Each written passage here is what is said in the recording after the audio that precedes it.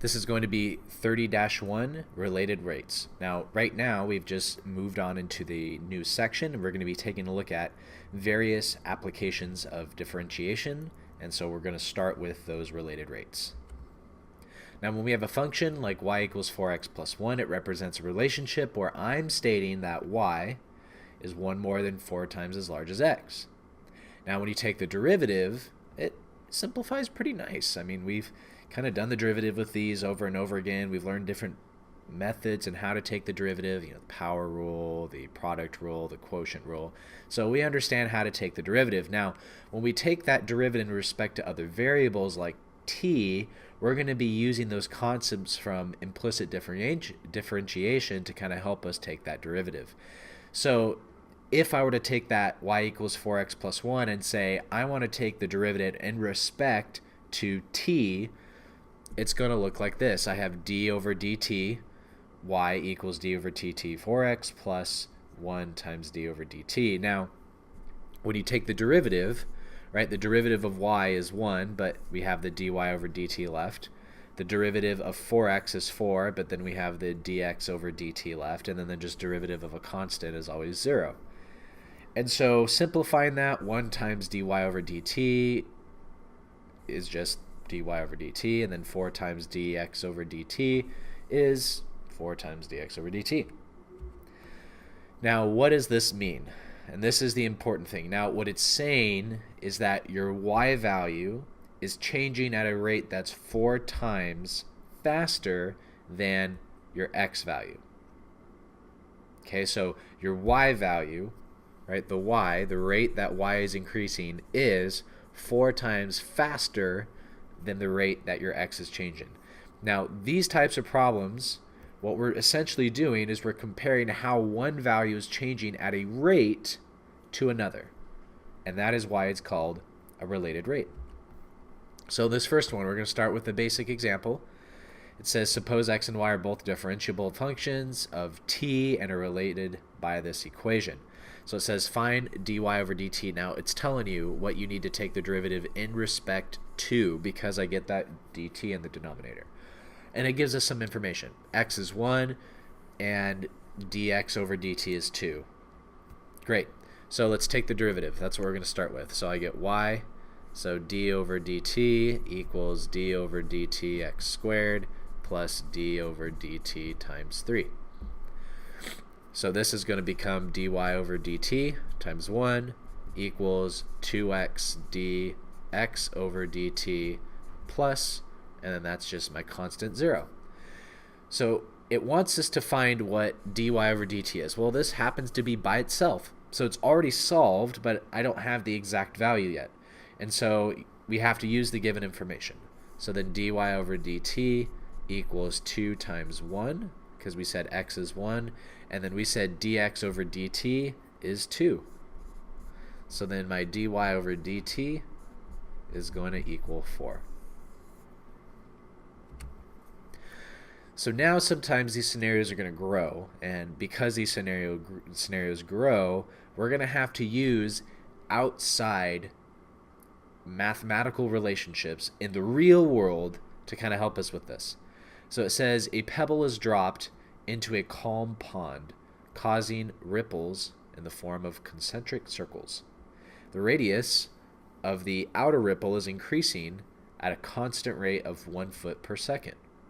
When the radius is 4 feet, at what rate is the total area of the disturbed water changing? So it's asking for area. So we have area equals, and we're talking about circles, so I need to start with my circle equation. Now, a few things that it gives us. It says the radius r of the outer ripple is increasing at a rate of 1 foot per second. So my dr over dt, the change in my radius and related to time, is 1. It also says when the radius is 4 feet, so my r equals 4 feet. So that's another thing that it gives us. It's asking what rate is the total area. So it's asking for what is the change in area as it relates to time. So that's what I'm looking for. And so now I need to take the derivative. And so taking the derivative here, you're going to get the change in area over the change in time equals 2r pi dr over dt. Right, so this is just the power rule, but we also have the dr over dt, right? That's that byproduct that I kind of mentioned. So it's asking us for the change in area over the change in time, which it's already isolated, so now I just need to plug in what's given. 2 times my r, which is 4 feet, times pi times 1, and so my change in area over the change in time is going to give me 8 pi feet per second.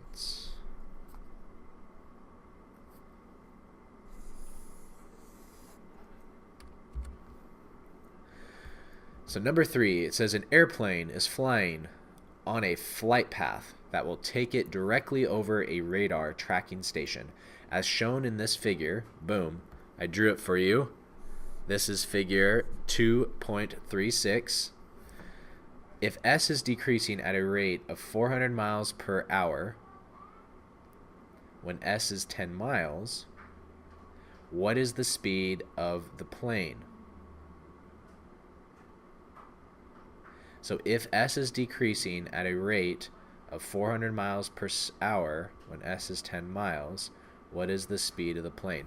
Well, the speed of the plane is going to be this distance here, right? So this, the plane traveling, is going to be the speed of the plane. So I need to find dx over dt, right? Because that x distance, that's the horizontal distance that it's going to be flying.